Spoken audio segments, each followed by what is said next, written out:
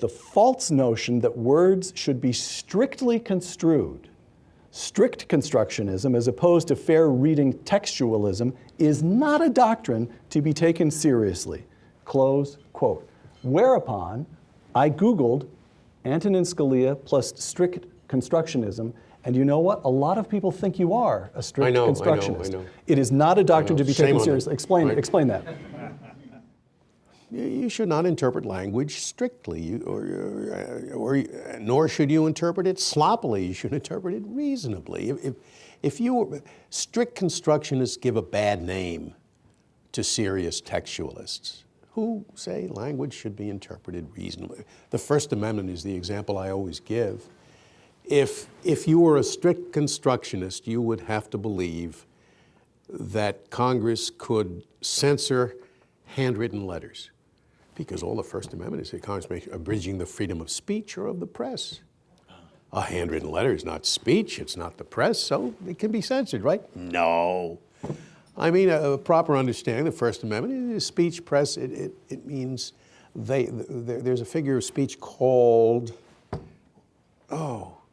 I see a sail, where the part stands for the whole.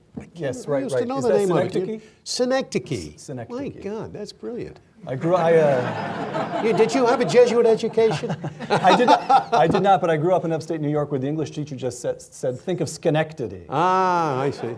Yeah, it is. It's all right, so synecdoche.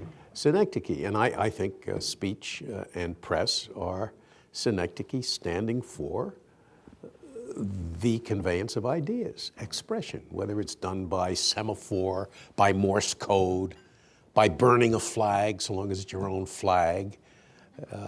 You're free to express yourself. All right. Another falsity, again, quoting reading law. The false notion that committee reports and floor speeches are worthwhile aids in statutory construction. Close quote. Mr. Justice Scalia, you have no interest. How much time do you we have have? no interest in probing the intent of a legislature.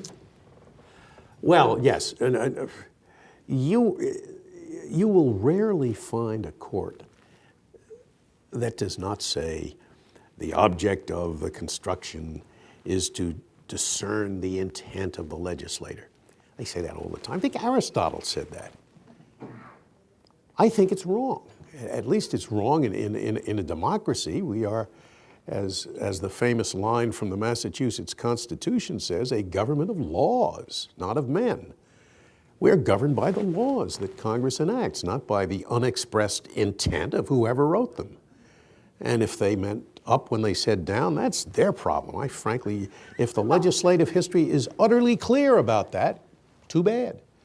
We're governed by the laws. So that's point one. You shouldn't be worried about their intent anyway. You should be worried about what was promulgated to the people. That's what they're governed by. But secondly, even if you were interested in legislative intent,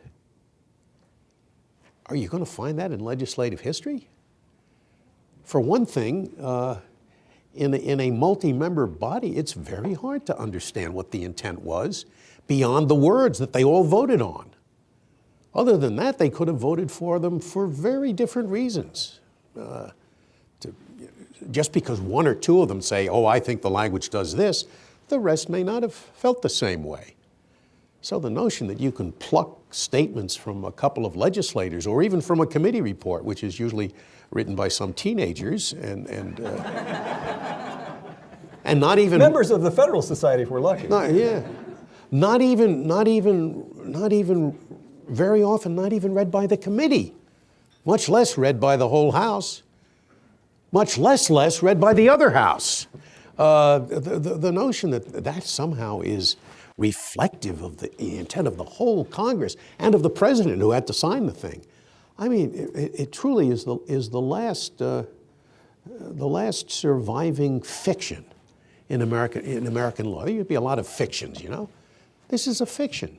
You have to engage in a willing suspension of disbelief to accept that. One last false